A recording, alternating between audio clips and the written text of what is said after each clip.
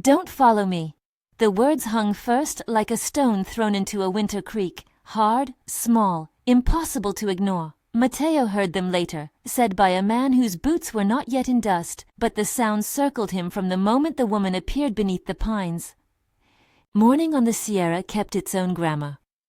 Wind read the ridges like an old man reading a hymn. It came down in soft edits, a loose gust lifting the smoking edge of Matteo's coffee, a thin whisper that moved the chinks in the adobe, sending the cats, Canella and Trueno, to the lee of the porch. Matteo sat wrapped in the same wool that had kept him warm through too many nights, his left hand scarred where a piece of iron had taught him to count on luck and the weight of rifle wood. He had the narrow, careful patience of a man who had learned later than he wanted how much the small things matter. 2 cups kept for company, a lamp on the high shelf that was always dusted, the board on the porch repaired after last spring's storm. He found her in a place that had no right to hold a living thing, between the pines where the snow had not yet learned to yield. She was the color of mud and bruises, not gaunt so much as shorn of the habit of being seen. She did not speak at first. Her hands clenched and unclenched around something, a scrap of cloth, a child's sock, he could not tell. Her eyes were wary but not entirely shut. The horses nearby, Santo nosed the air, Trueno snorted, Canella whined, so even the animals felt the arrival as a change in weather. "Come up," Matteo said, not a command but an invitation he offered because words were sometimes the only warm things a man could bring. He kept his voice low. The house smelled of coffee, wood smoke, and old leather. He made a place by the hearth, set 2 cups on the table and boiled water. The steam blurred the morning. Small acts, he thought, were a kind of prayer. She accepted the cup like a pact. Her fingers closed around it like someone returning to shore. Her name was Lucia Alvarez, she said finally, slow, deliberate as if tasting how her name fit in this new air. She would say nothing of how she had come to be running, not at once. Names were the first fragile things she would let anyone hold. Matteo listened. The man who had learned to hold the world by its edges learned first how to listen to what people did not say. Outside, the ridge kept its slow testimony. The trees held their breath. Matteo tended to practicalities with hands that knew the shape of small repairs. He soaked the mud from her thin boots. He warmed a scrap of bread in the pan. He took the heavy blanket off the peg and wrapped it around her shoulders. He found a needle and threaded it by lamplight and began mending the hem of a skirt, as if mending that thread might stitch honesty back into her life. She watched him. There was no theatrical gratitude, only a startled acceptance that this old man would not ask for fruit in return. A veteran's wounds were not always visible. Matteo carried his like an old plough, an ugly mark in a field that made the rest of the land fall in a particular way. He had seen men go from solid meat and bone into something that ghosted the edges of life. He kept a rifle by the door, not because he wanted war, but because he had learned the economy of preparedness on a frontier where a man's supply of safety was his own good care, and the obligations of law were ink on paper, and sometimes thinner than dust. Lucia slept that day like a child who had been taught to make peace with the floor. Matteo sat by the window and watched the light move. He traced her profile with a knuckled finger and thought of what must have come before. The long days in a camp where men worked and women tended, and children were meant to live. He thought of the way a man with papers could press an old legal-looking stamp into someone's life and declare dominion. Hollis, the name she said once, like a flat stone, wielded papers and a lawyer's smile. Rosk, she said after a while, with a voice that did not drop to memory but kept to fact. Rosk was the sort who made paper look like threat.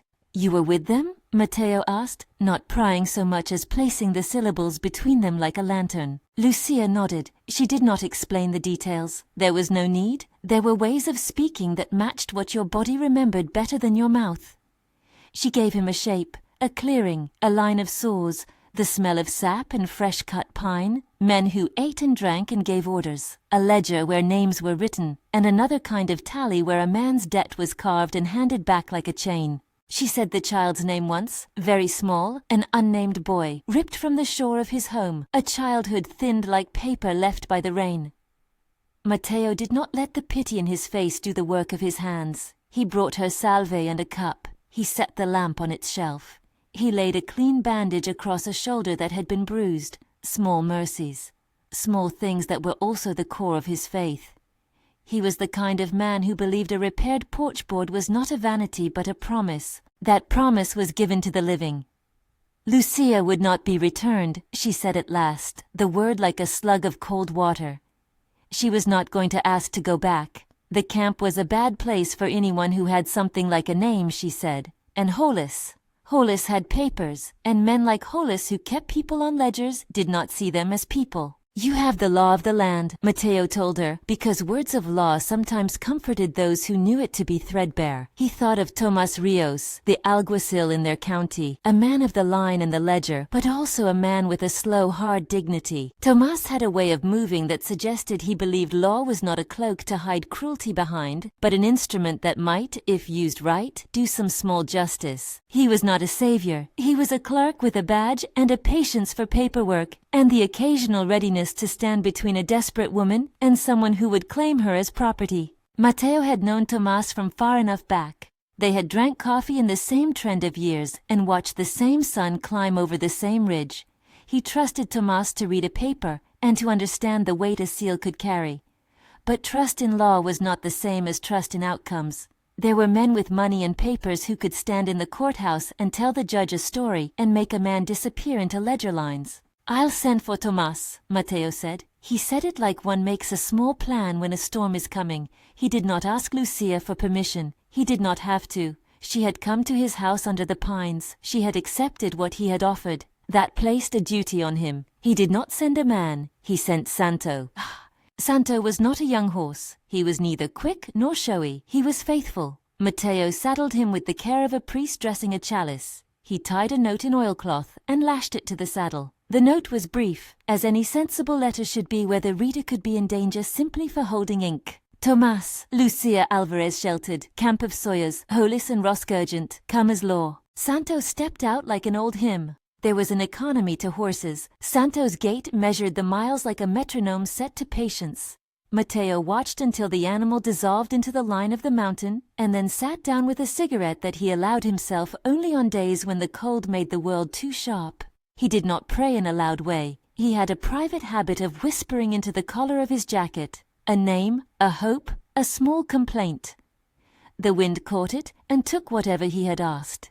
Days on the Sierra passed and did not hurry. Time had a way of shrinking slight urgencies into the same small bowl that held the coffee. Mateo set out a bowl of stew that night, and he and Lucia sat with 2 spoons and the lamp between them. She learned how to hold a cup so it did not tremble. She learned, in a dozen graduated steps, how to sleep without supplication. She mended the hem he had started and returned the needle to his hand with a flick of a thumb that said, without flourish, that she could finish a thing. Outside, the pines kept their counsel, and the valley breathed. Mateo listened for the sound of hoofbeats like a man who had spent long nights in a world where silence could be more dangerous than a shout. He watched the track of birds, the angle of light on the distant peaks. The Sierra did not announce danger with fanfare. It merely closed a hand around a road and made it narrower. When the first sign came, it was a simple thing. Smoke on the horizon, a thin ribbon that should not have been there yet. Lucia's hand tightened on the spoon. She did not look toward the ridge because there was a fear that looked at you from the eye of a man's boot. She looked at Mateo, as if to weigh whether he had intended this to be an invitation into his life only for an afternoon. You could go, Mateo said. His voice was not free of worry, but neither was it full of pleading. He gave her the space to make the decision. He knew the pull that men like Hollis had, the way a paper could be waved like a flag and convince otherwise reasonable folks that their complicity had legitimacy. No, she said. Her voice had tempered itself into a shape that said no and did not need explanation. If I go, they mark others. If I stay, maybe someone learns I have a name.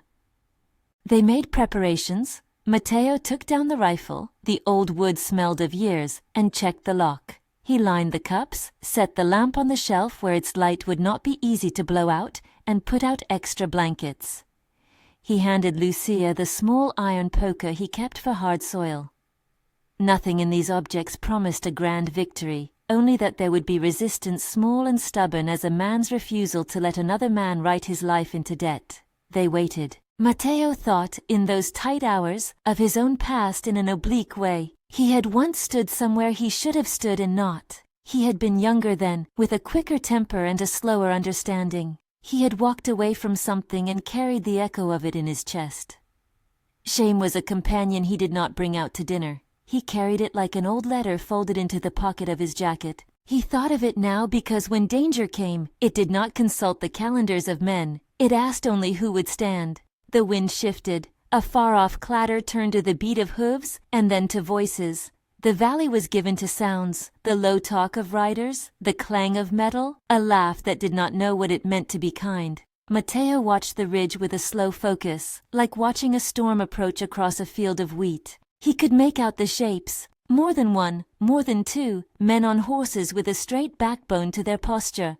They rode with the casual assumption of men who expected to take things.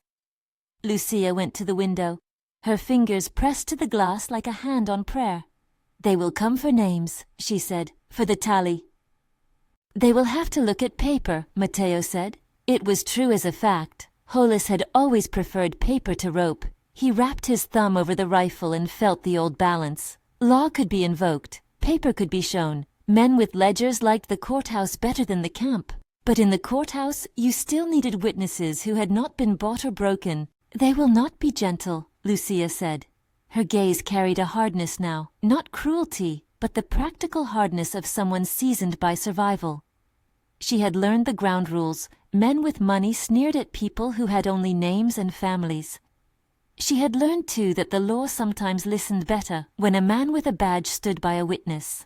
"Tomas will come if the note reached him," Matteo said. The sentence was more hope than certainty. He had not tied his hopes to angels or miracles. He had tied them to people who understood the slowness of documents and the occasional bravery in serving them. If Tomas came, a paper could become something useful, an order, an arrest, the careful sealing of evidence that would travel up to Santa Fe and be read by men who still respected the ink on a judge's stamp. They made a small, odd ceremony before any human stepped in. 2 cups on the table, the lamp dusted. Lucia tucked a patch into her skirt. Matteo made sure the boy's sock, she had called it by name once, like a talisman, was cleaned and folded. These were the private things that established a claim on life. They were defiant acts in a world that preferred to reduce humans to sources of profit. Santo's return would be the first test. Matteo measured the hours. No use in counting in an exact way. Weather and the animal's step had their own timetable. He walked to the gate and waited, his breath making small ghosts in the cold. When the horse appeared, it came with the gait of something that had been sent not just across land, but through worry. Tomas rode behind Santo. He sat in the saddle with a stiffness that belonged to practice, his hat pulled low against sun and wind. He wore the badge of a county, yes, but he also had a face that suggested he had kept to a principle. He dismounted with tradesman's ease and left the small mercies of formal greeting to the hearth. "You found her," he said, and it was a question that only asked for confirmation he already suspected. Matteo nodded. "She says the camp is west. Hollis runs it." Tomas looked at Lucia and then at Matteo. There was a careful weighing in his eyes. Here was a field stretched between law and the ground. It was up to a few people to make the law reach the ground with hands that did not tremble. "I'll have a deputy," Tomas said. "We'll take a writ. We'll see what the papers say." Matteo's chin dipped. "They have papers." "Papers can be forged," Tomas said. "We'll do this by witnesses, by the workmen we can free. If there's evidence, I'll send it to Santa Fe." The words landed like a measured promise, not loud, not heroic, but steady. It was the kind of thing that, when a man had been cornered by the habit of injustice, could begin to shift the balance. They made plans. Tomas placed his palm on Lucia's hand, an almost fatherly gesture that offered no pity, only a promise of procedure. He did not pretend the law was unbreakable. He did not say it would be easy. He tied a white paper band to his saddle as one ties a knot against bad weather. A warrant, an order, the small instrument by which the territory enforced itself. As they moved toward the valley, the rumor of the camp became sound. The edge of smoke grew darker. Matteo watched them leave and felt an old fear remap itself in his chest. Standing by sometimes meant you waited for someone to do what should have been done. Standing by sometimes meant you had to be ready to act when others had not. Lucia remained on the porch, small hands wrapped around a cup, watching the road the men took. She moved as if learning to inhabit the porch as a place where she could belong. She learned to sweep with a steady motion that kept her from thinking too much about the past. She learned to hum a song half remembered. She learned to ask questions about seedlings and the best way to mend a storm-torn roof. These were not trivialities. They were the stitches of a life. As the day leaned toward dusk, a new sound rose from the west. It was the rough music of men riding fast. It came with no pretense of lawful cadence. Matteo saw them before he could name them. A ragged force, more swagger than order. He felt the weight press into his chest like a bell. Hollis did not ride alone. He came with Rosk at his shoulder, broad and blunt as a door. The men with him carried axes, and the kind of silence that was the product of understanding the law as a curtain to be drawn against what their hands had done. Hollis wore a smile that could read as civility in the right room, perhaps even in a courthouse. But here on the ridge it bent. It became an edge that promised to press. They stopped at a distance, a safe one. Hollis lifted a hand like a man greeting a neighbor, but his eyes were instruments of cold calculation. Matteo stepped forward with the grave simplicity of someone standing in the doorway of his life. "You have a woman under my roof," he said simply. "She will not be returned." Hollis inclined his head as if to a man who preferred short words. "Oh, Matteo," he said, "you must think of the law. I have papers that say she is bound." "A paper is not a man," Matteo answered, and the sentence sat between them like a board he had nailed into place. Rosk snorted. One of their younger men laughed, a bark that made Lucia flinch. They were used to the theater of intimidation. Hollis dismounted, his boots hitting the ground quietly, with that quick fashion of a man who had learned to make the mundane look like right. "It is not necessary to make this harder than it needs to be," Hollis said. His voice was polished. "We have the documents. We can go to the judge in Santa Fe. Let us do what is proper." Matteo noticed how Hollis's words smoothed whatever jagged edges Ethan had. They were professional, the tone of a man who believed paper could sanctify enterprise. "It is proper to ask the woman what she wants," Matteo said. He let the shot of his words sharpen without violence. "It is proper to ask whether the ledger was written by law or by force." Hollis smiled then with a civility that was its own challenge. "We have witnesses," he said. "We have sworn statements." "Sworn statements can be bought," Lucia said in a voice that startled even Matteo. She stepped forward then, not as someone pleading, but as someone placing her presence into a balance. "I will not go." Hollis's smile narrowed. "The law will be followed," he said, more certain now that the phrase could mean more than men with papers. "We will do what is necessary." Matteo kept his hand close to the rifle. He was not looking to cause blood. He looked at the ground between him and Hollis as if that dirt were a ledger in itself. The footprints of men, the tracks of horses, the taste of mud. In his mouth was a taste he did not accept often. The old readiness to defend. He had been a soldier once, before the world taught him the cost of such alerts. He knew how quickly a life could be transformed into a ledger entry. Tomas's arrival was not as fast as Matteo had hoped. The ridge offered only time and doubt. When the alguacil did appear, it was from a different angle than the men of Hollis. His gait was precise, and his eyes measured the scene like an accountant counting coins. He came with a couple of deputies, his badge laid flat against his chest, like a small necessary star. Hollis bowed his head with a civility that said he recognized authority, as long as that authority could be read to his advantage. He drew from his pocket a folder, a sheaf of papers, and placed them on his horse's neck with the same calm as if he were setting down a tray. Tomas dismounted with the habit of a man who had been in the saddle long enough to know its privileges and strictures. He took the papers and scanned them. His brow tightened, not in the rudeness of a man without patience, but in the way men tighten over the smell of something rotten under the rind of an apple. "You have a writ?" Tomas asked, and he was not being kind because kindness could be mistaken for naivete. He was being precise. Hollis's hand was too quick for a second. He unlatched the folder and offered up the parchment like an offering. Tomas read. Ink and seal did not look bad enough to be fake at first glance. But Tomas's gaze kept moving to the small edges of the paper. The fancy script of a man who thought himself clever, the marginal notations that might be forged. Tomas asked a question. Hollis answered with a calm that could be a practiced thing. Matteo watched the exchange like a man who watches a knife being sharpened. "We will make a record," Tomas said at last. "We will look for evidence. If there is a crime, there will be arrests. Paper is only a thing until the law of the land is applied." Hollis bowed again, but it was a thinner thing this time. "Of course," he said. "Proceed. We have nothing to hide." The deputy stepped forward and asked for the names of those held at the camp. Hollis smiled and began to list, with the casual cruelty of a man reading inventory, names and tallies. Matteo felt the old heat in his chest. It was not anger, so much as the sure knowledge that a man would treat people as goods if no one spoke for them. As the men moved toward the valley, the shadow of the camp stretched long and alive. Matteo felt the breath of the place change, as if a beast was being roused. Hollis's men did not ride with the decorum of a courthouse. They rode with the confidence of men who had been accustomed to not being questioned. Rosk rode with a silence that tasted like blood. Tomas collected statements. He listened to Lucia's account carefully, and to the other small scraps of evidence they could collect from those who had escaped the camp in the days prior. He took down names, burned them into his ledger like nails into wood. He asked the practical question of what would constitute proof and made a plan. He spoke of taking evidence to Santa Fe.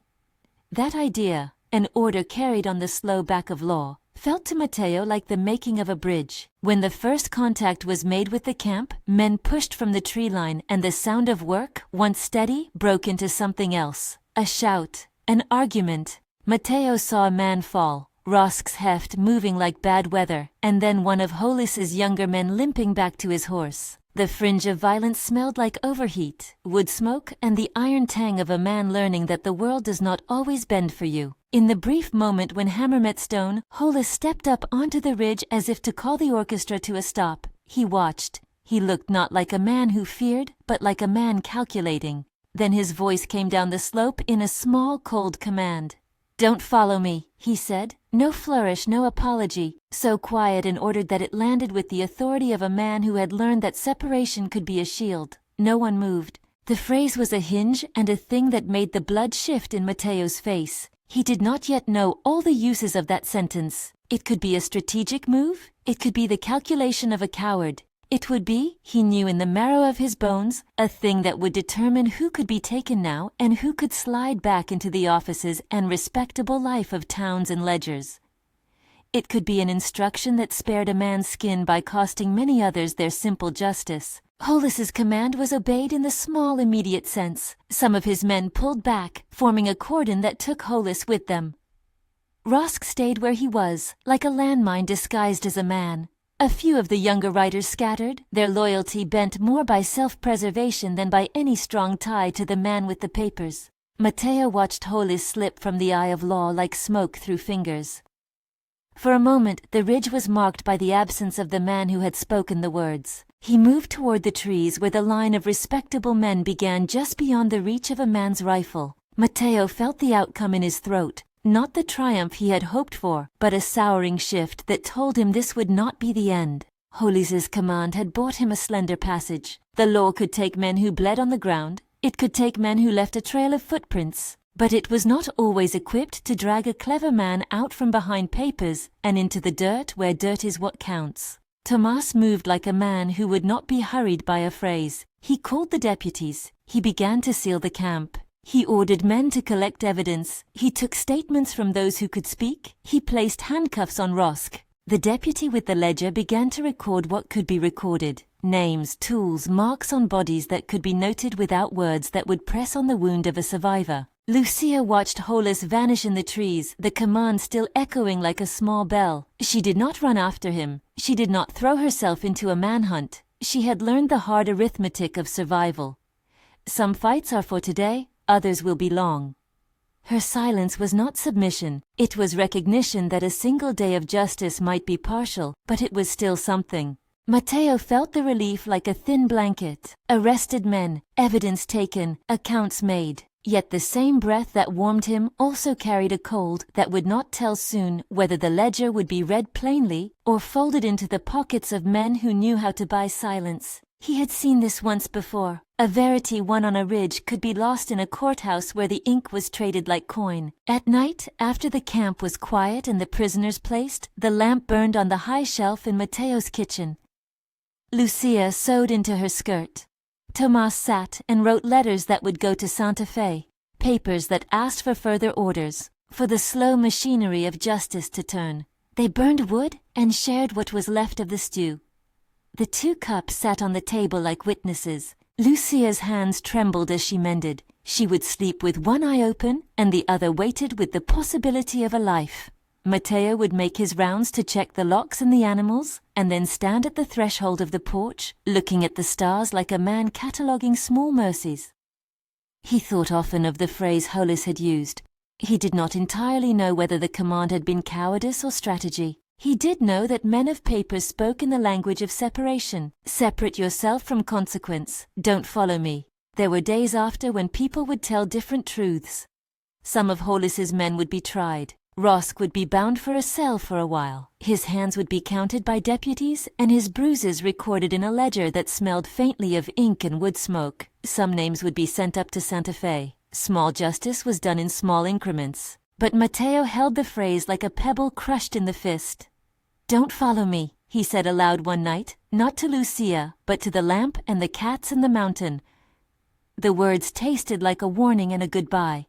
He folded his hands in his lap, feeling the old scar, and wondered how many coy, comfortable men in respectable coats would one day show up at the courthouse saying they had been honest men all along. Lucia by then had begun to learn how to ride a short loop on Santo's back. She learned the angle of sitting and the balance of the stirrups. Small acts reknit her. She made porridge, she mended a broken basket, she planted a few seeds in the thin soil near the house. The house took to the rhythm of 2 cups again. The lamp was dusted, Santo's mane was brushed. The boy's sock remained folded on the mantel, a small presence like a promise. Yet the ridge had learned the shape of a man's absence. The phrase Hollis had spoken, whether prudence or cowardice, had become a scar across the day's events. Mateo slept with the rifle near the bed. He would wake and listen for the sound of carriage wheels that might mean a man cloaked in respectability had returned, a man with a clear conscience and a ledger to wash his sins. He found his nights crowded with reckonings. He had fought once and had left with a hollow on the edge of his life and had promised himself he would not let the same quiet betrayals happen again. Standing between a woman and a man with papers felt to him like a second chance to do what his younger self had not. To act, not with the hubris of vengeance, but with the stubbornness of someone who believed small mercies mattered. It was not a heroic idea. It was domestic and dogged. People slow to hope sometimes gather their gestures caringly. Tomas did what he could with the law. He wrote to Santa Fe, he packed evidence, he told the court in measured language of the camp's ledger and the accounts of those who had been taken. Mateo and Lucia gave testimony where they needed to. There were photographs, not common in the region yet, but there were witnesses and marks and tools and the testimony of the men released from the camp. The machine of law hummed like a distant saw. And the mountain held its truths, the wind, the pines, the animals. Canella would sit with Lucia when she was restless. Trueno would climb the porch board with the same surety he had always had. Mateo repaired the missing plank on the porch again and again, until the groove fit, like an old tooth finally finding its mate. Hope was a quiet labor. It was the 2 cups on the table. It was the lamp dusted on the high shelf. It was Lucia learning to plant a seed and to wait. Yet the phrase would not leave him. "Don't follow me," he repeated once to Tomas in the quiet. Tomas had heard it at the ridge, had seen the way Hollis skimmed back into the shade of respectable men. The alguacil did not offer easy certainties. "He will be watched," Tomas said. "Where there is paper, there are places to hide, but we make the ledger true when we can." Mateo wanted that to be enough. He wanted the ledger to be true and the ink to be honest. He knew stubbornly that sometimes a man with a quiet conscience and a steady pen could redirect the course of what looked like inevitable harm. He wanted to believe that. The Sierra kept moving. Daylight was a kind of slow mercy that remade the edges. People began to come to the house under the pretense of bringing grain, tea, small news. Some stopped to talk. They brought stories.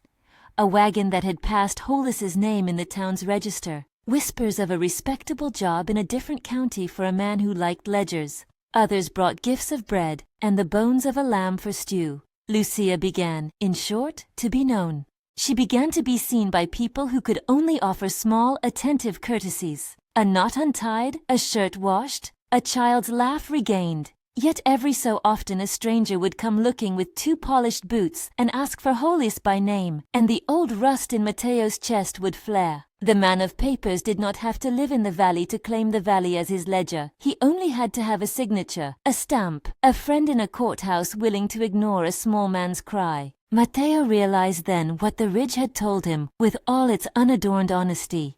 The work of repair after a hurt was longer than any single raid, longer than any single ledger. It would be the slow insistence of daily acts that would stitch people back into life. One morning, weeks after Hollis's command at the ridge, Mateo found a note pinned to the door. The handwriting was unfamiliar. It said in a neat script, "There are men who will speak for you if you will stand. Do not let fear make your silence be the thing that keeps them from being found." Underneath was the signature of a woman Mateo did not know, a schoolteacher from the town 2 ridges over who had heard whispers and come with black bread. Mateo folded the paper and set it beside the lamp like a new kind of promise. He did not expect the final end to be a shout. He expected it to be a series of small, relentless acts. Men who would testify, a judge who could be persuaded by ink and sweat, neighbors who would take pity and turn it into action. He expected the law to do what it could when the people who had been hurt did not hide themselves anymore. Still, in the quiet of the porch, when he sat with the rifle across his knees and the lamp warmed the space between 2 cups, he found his thoughts sometimes tangled in the image of Hollis slipping into a town where a coat could hide a spine's crookedness. The phrase "don't follow me" came to him like a prognosis. A man who would evade the immediate stake and then bury himself in the respectable hours of office life. A man who would show up at the chamber with enough ease to begin again in polite company. He had to believe also that law could be made to reach into those offices. Tomas's letters traveled slowly, but they did travel. Deputies took testimony, a few men were held. Yet the escape of one did not erase the relief of the many. Justice, Mateo thought, was not an all-or-nothing commodity. It was distributive and awkward. It arrived in parcels and in incomplete ways. That reality stung and steadied him in equal measure. When the next rider came down from the ridge, it was not with the swagger of Hollis's band, but with the measured tread of a messenger. He carried news that a man matching Hollis's description had been seen in town, working with a man who, by all appearances, ran a respectable furniture shop. Hollis, it seemed, had not been made invisible. He had chosen to step into a different shade. "Then we will follow the paper," Tomas said quietly, and Mateo saw that the alguacil was thinking of the long route. Subpoenas, warrants, travel to Santa Fe, a judge with the patience or the conscience to read the ledger honestly. It was slow. It was honest. Lucia hummed an old refrain as she scrubbed a pan, and the hummed notes did something sharper than the law. They stitched a seam between the present and the possible future. It was not a triumph. It was an invitation to continue. Mateo often woke with the taste of ash in his mouth, as if the lamp had burned down while he slept, and left the room a little colder for having been bright. He rose quietly, running his scarred hand along the rifle's butt, feeling the familiar weight like a promise. The porch held its usual small evidence of life, a broom leaning where someone had paused, a slice of sun that would later warm the cups, the folded boy's sock on the mantel like a pledge. Canela rubbed against his leg. Santos stamped in the stall, patient and sure. News traveled in the Sierra the way winter moved, by degrees and by rumor. Hollis had slipped into town, witnesses said. A man who could fold his conscience into the seams of a suit and stand behind a counter or a ledger had the cunning to wear respectability like armor. Someone claimed to have seen him buying varnish for chairs. Another woman swore he had spoken with the clerk of the registry and left with a wink. The stories were small and multiplied, the way dust stirs when a wagon passes slowly through the street. Tomas wrote letters. He went to Santa Fe with testimony and bundles of evidence bound in oilcloth, witness statements, a list of names, a deputy's careful accounting of the camp's tools. The correspondence moved slowly, measured by the postal schedule and the patience of men who still read handwriting as a thing of weight. Matteo watched the hinge of the valley for the return of any instrument that would bind Hollis. He felt the meaning of ink as both hope and gamble. Lucia kept to the work that stitches a life back together, because work makes time honest. She hung garments to the wind and called out to Santo as if naming him could keep him near. She learned to shave the bread into thin slices and to measure stew without thinking of how hunger makes men speak with other people's tongues. Her hands grew steadier at the sewing. Her feet learned that souls could be returned to the ground without flinching. The boy who had been taken, so small his name had not been kept in anyone's ledger, was among the freed that Tomas brought back from the camp. He came one morning like a shy son, and Lucia set an extra bowl for him and washed his hair with water that smelled of pine and soap. He did not talk much at first. He needed the patient work of being fed and asked questions that did not demand too much remembering. He slept in a corner with Canella curled at his soles.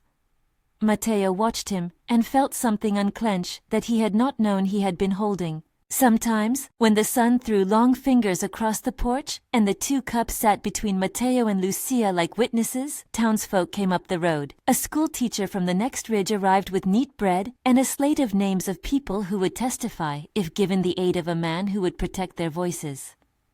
A widow brought eggs. A neighbor offered the loan of a wagon for the day when Tomas might need to carry an extra witness to the magistrate. These were small courtesies, and they were the scaffolding of justice as much as any seal affixed in Santa Fe. Matteo would not call them heroic, he called them necessary. Tomas was a man who believed in the slow, stubborn processes of law. He kept paperwork as if it might one day be enough to unmake a knot. He crossed T's where men had tried to erase the line. He subpoenaed names. He sat in the courthouse with a pile of witness statements and rubbed a napkin across his brow as the clerk stamped one thin sheet after another. He looked at Matteo then and said, without grandness, that men were more likely to lose what they did not want than what they bought with coin. "We'll make a record," he told Matteo, and in the plainness of that sentence was a steadiness that felt like armor. Some men were bound. The deputies carried chains that tasted of iron and duty. Rosk was one of them.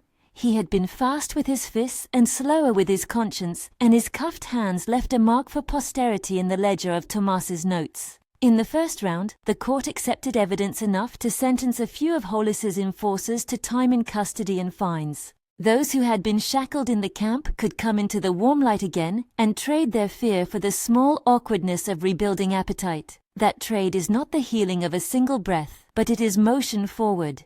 But Hollis was not among those taken. The memory of his voice, the thin command that had carried down the ridge, "Don't follow me," stayed with Matteo like a stone in his shoe. It had been spoken as a strategy, a division. He had told some of his fellows to withdraw so that law might take others, and not him. It was a calculating phrase, sacrifice a few to preserve oneself. It was, as Matteo sometimes thought bitterly, an ethic of cowardice dressed in command.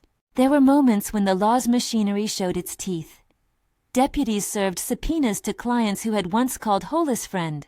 A witness who had been paid to sign a false ledger recanted under Tomas's quiet pressure. The man's hand shook as he broke his silence. A small judge in the county sat with a face like flint and a hand that did not readily bend to a coin. For a while the ledger of the camp looked like it would be read plainly. Yet other things happened that tilt outcomes. A clerk misplacing a paper, a witness who could not come because of illness, an ally who feared reprisal and stepped back. It became clear that Hollis was trading in a commodity not all men had access to, respectability. He could walk into respectable rooms and be received, and the town's appetite for comfortable prejudice sometimes covered his tracks. Tomas's letters sometimes went unanswered for reasons that smelled faintly of convenience. Hollis's name faded into new paperwork, a business license here, an innocuous receipt there. Where there were gaps, a clever man could step and fill them. Matteo learned to be patient in a way that had nothing to do with waiting and everything to do with endurance. He repaired the porch again that fall, taking a new board and planning it with a slow care that felt like a ritual. The board fit. The groove answered. He placed the two cups on the table and looked at their rims as if each drink might be a covenant renewed. He told no one about the nights he went down to the valley to ask after Hollis. When he did go, he did it like a man checking on a neighbor's well, trying not to appear led by bitterness. He asked the barkeep if a man of Hollis' description had been around. He inquired of the carriage drivers. He traced the idea of the man like one tracing a scar. Lucia's work unfolded in small rhythms. She planted a row of beans along the sunlit edge of the yard. She braided Santo's mane one late afternoon with fingers that remembered gentleness and the way rope can bring comfort. She taught the boy, still unnamed to himself, how to throw a stone without trying to make it kill something. When he finally laughed without the cautiousness that had kept his chest still, she answered with the kind of look that said, "We will hold you." Her recovery was not a tidy thing. It was a sequence of small reconquests. She learned a song from the teacher who had come with the slate. She hummed it at the pump while washing a bowl. The melody was a kind of medicine. Matteo heard it and let himself lean into it. Word reached them that Hollis had been seen in another town, standing behind a counter where varnish and turned chairs were sold. He wore a new coat. He had found friends who were careful with their tongues. He arranged for a small job in a neighboring county, and, according to rumor, was planning to appear before a respectable audience with a speech on the value of proper bookkeeping. To Matteo, those reports felt like a second, slower wound. The man who had given the order at the Ridge had stepped into polite life and rubbed shoulders with men who preferred convenance to accountability. Tomas did what the law allowed. He sent men to make inquiries. He wrote to the magistrate in the neighboring town, requested extradition if possible. He made lists of Hollis's connections and traced them by the slow, patient labor of a man who believed in lines. But he was not a man who could run down a man in another county with the speed of a fearful heart. The legal path was long and bone-tired. It required more witnesses and a judge willing to unpick obfuscation. The pattern of partial justice gnawed at Matteo with a taste he could do nothing but acknowledge. It was a bitter thing. Some men would be punished. Some would move into comfortable rooms. The ledger would be both a weapon and a shield, depending on who read it and who folded it into profit. He knew that Hollis would not be undone in a single neat scene. He knew that some of the men who had been bound behind the camp might serve sentences that would not, in time, put to rights what had been done. He knew also that the work of care had to continue even when the ledger failed to reach everywhere. One evening, months after the raid, Hollis's name surfaced in a local paper with the sort of foolish kindness that towns can display. "New Craftsman advertises high-quality chairs," read the headline. It was a small story with a photograph and a list of suppliers. The caption drifted over his face as if it had been polished by hands more interested in commerce than in the lives of those who had been ledgered. A neighbor brought the paper up the ridge out of a mixture of curiosity and a desire to show that Hollis had not been wholly unpunished. "He's making chairs," the neighbor said, and then softer. "A man can sit among men in a way that grinds others down." Matteo folded the paper and sat holding it until the lamp burned low. He thought of the ridge, of the way Hollis had parted his men with the directive not to pursue him.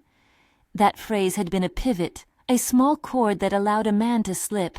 It was a coward's phrase cast as command. It had been effective. Yet there were consequences too.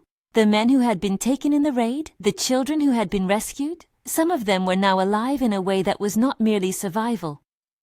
They went to a school that the teacher from the neighboring ridge helped start. They learned to count and to mark their names on pages in ink that would be kept safe in a drawer at Matteo's house. There were men who testified in court, shaking like leaves but speaking anyway, and when the judge ran a pen over the docket, a few names were set beside indictments. Those legal notches mattered. The ledger that Hollis had once relied on to bind people had been turned by others into testimony that could not so easily be erased. There came a day when Hollis was seen by the watchman of a county market standing in the doorway of a respectable man who sold tables. A woman who had once been in the camp recognized him, and she gagged. And then she did what was so hard for those who have been frightened. She named him aloud.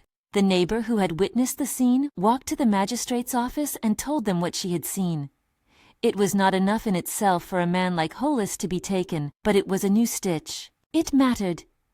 Tomas again moved with the sober pace of law. He secured a warrant for Hollis's arrest in the neighboring county, but by then, Hollis had moved on, as cunning men do, into the service of other men who liked the cover of respectability. Matteo watched the pattern. Hollis would vanish into a respectable community, his name scrubbed with polite associations, and then surface again in a new shop or a new ledger. Men like that could be like shadows at the edge of daylight, visible but slippery, always slipping between the fingers of ordinary justice. Matteo sometimes spoke to Tomas at night by the lamp and asked what else could be done. Tomas would shrug as if to measure the reach of his own shoulders.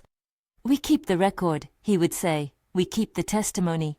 We make sure our ledger is clean so he cannot easily claim the town's respect as a shield. If he shows himself, we will call him by name. The law will have what it needs when people do not shrink away." "Do they always have the courage?" Matteo asked once, folding his hands so his scarred thumb brushed the rim of the cup. "Courage grows," Tomas said simply. "It is like a muscle. It is used by small things first." Those small uses accumulated. The teacher kept the children in school and taught them to read the difference between red ink and black. The widow who had brought eggs testified about the men who had knocked on her door seeking recruits for the camp.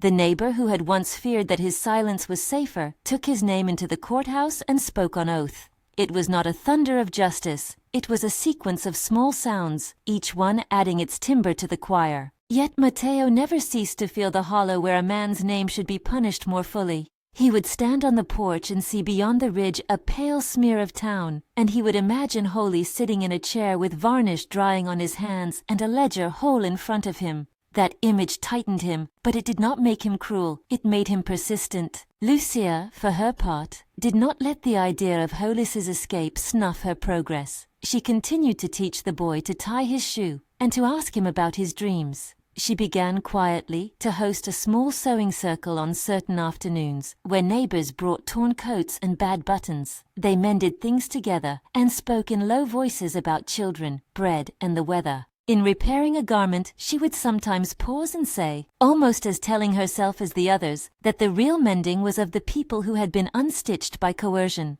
Her voice had a calm in it that made others respond in a way she did not have to demand. One winter evening, when the sky had the thin hard light of cold days, a deputy came up the road with news that a fellow in Santa Fe had found a ledger entry connecting Holis to another business partner. The partnership was not direct proof of crimes, but it was a thread. Tomas planned to send the documentation and to request a hearing. The deputy sat with Matteo at the table and ate stew in the lamplight. He was a young man who had seen cruelty, but who had not been hardened by it. He asked Matteo what it felt like to wake in the night and still have the lamp burning on the shelf. "It is like paying attention to a promise," Matteo answered. "You do small things, and you do not pretend they are enough. You do them because they are what you can carry." The deputy nodded, as if this could be written down somewhere useful. He left with the commendation of a neighbor's thanks and a sack of bread. The months rolled on. Holis's name appeared occasionally in rosters, the kind that attached to business exchanges and civic committees, and each time someone would write a letter, place a call, send a witness statement. The community itself began to shift its posture. More people would speak when asked. Neighbors would bring a witness to the courthouse rather than leave them to stand alone. It was not clean or grand, but it was a progress. The memory of "don't follow me" became less like a command and more like a lesson in what cowardly choices could cost. There were bitter moments, of course. A man who had sold a sworn statement for coin broke down when called to testify and said he had been paid to sign. The judge referred him to the sheriff, and the ledger fell into doubt.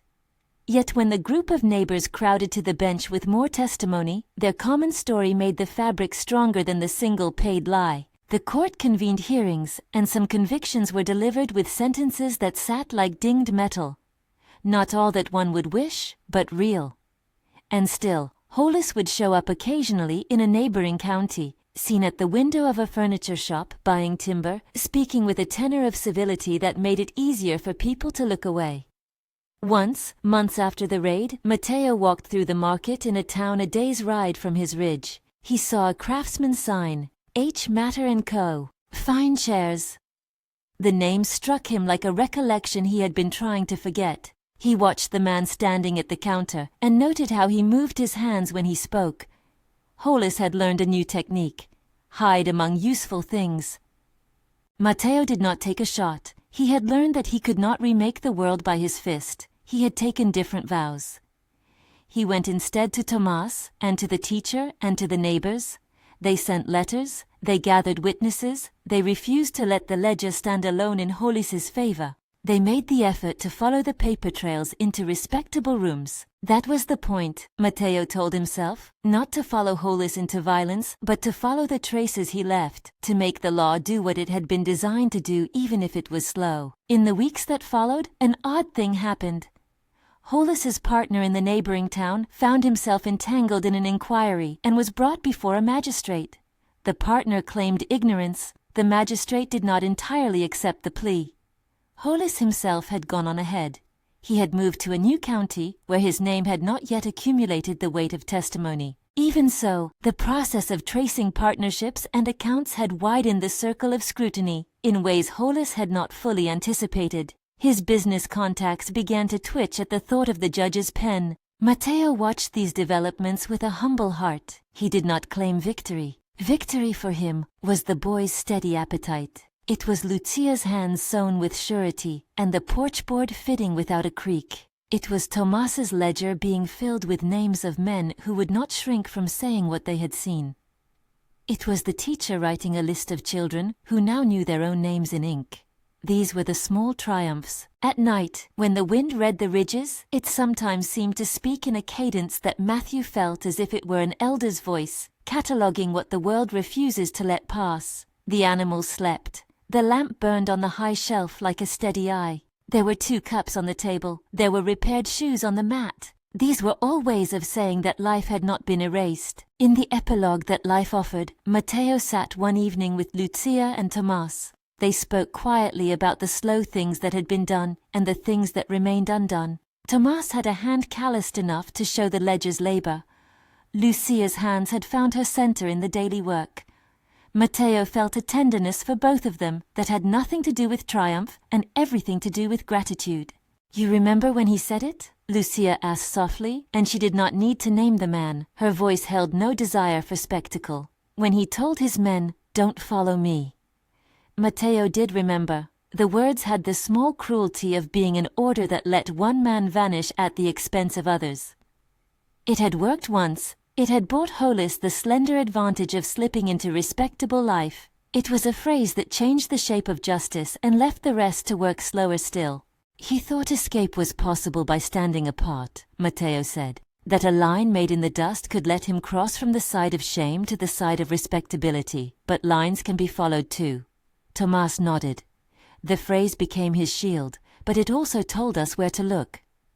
There was in that admission a clarity. Hollis's order, literal and cowardly, had indeed doomed a broader, immediate justice. It had allowed him to slip into the places where men who liked to believe in their own good names could hide him. But the same sentence that had bought him a slender passage also told Matteo and others where the rot was. In the rooms that preferred ledger over life, in the hands that would trade their neighbors' names for the ease of commerce. They all understood in the end that the work of undoing that rot was less dramatic and more steady. It asked for witnesses, for paper kept straight, for men like Tomas to push the ink into the ledger with firm hands. It needed women like Lucia to teach their neighbors the names of children, and it needed the teacher to hold a slate in which the record of harm could be written.